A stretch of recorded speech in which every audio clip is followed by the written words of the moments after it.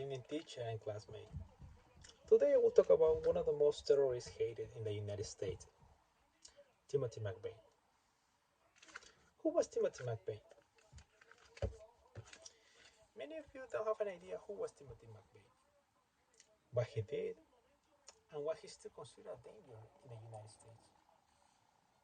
Timothy McVeigh was an American racist terrorist and also member of the white supremacist, the KKK, who carried out the Oklahoma City bomb of the U.S. federal building on April 1995. The explosion killed around 200 people and more than 50 children by the surrounding area. Timothy McVeigh became one of the hated terrorists in the United States in 1995 until the attack on September 11 in 2001 by Osama bin Laden, who targeted the World Trade Center in Manhattan, and it changed the world forever. Timothy was guilty and he received the capital punishment, and and, and also he got 168 times life sentences per terrorism, detonated bomb arson, serial murder, and many other charges by the judge. All right then. So, what was happening in his mind? Why did Tim McVeigh do all of those things? What should have been done if you had been part of this? Family, if you had passed sentences, wouldn't you have changed his destiny? It is said that he was a product of a terrible childhood.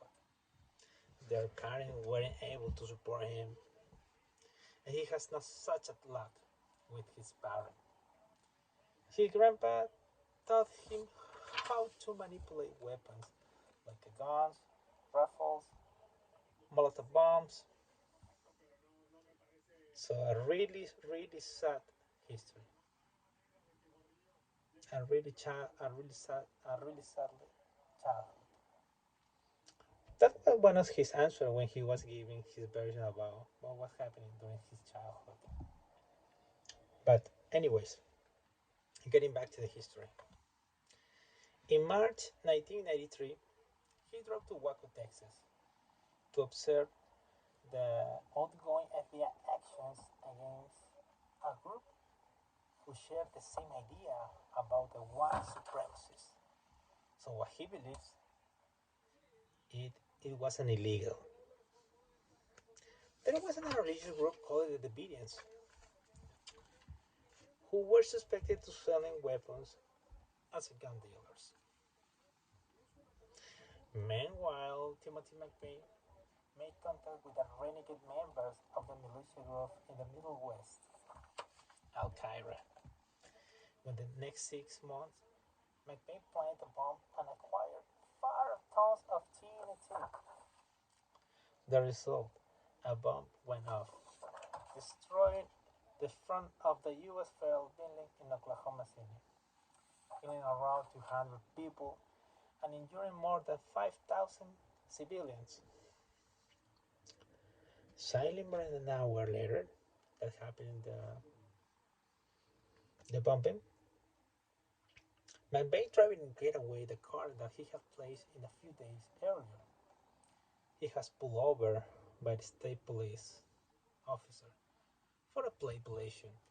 When the officer discovered that McVeigh was illegally carrying a gun a handgun, McVeigh was arrested and he held in the jail pending a trial on the gun charge. While he was in a custody, there was some witness who was identified as a primary suspect of the Oklahoma City bomb.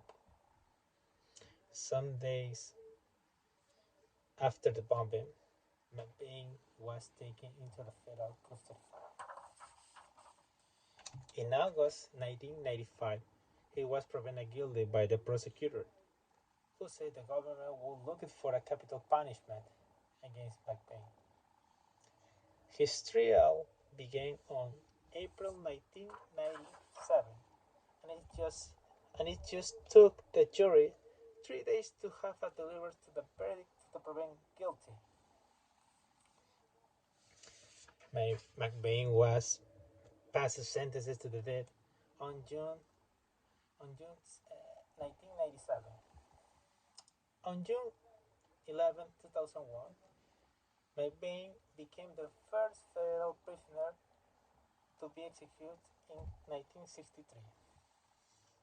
Before he has pled guilty, there was a survey that shows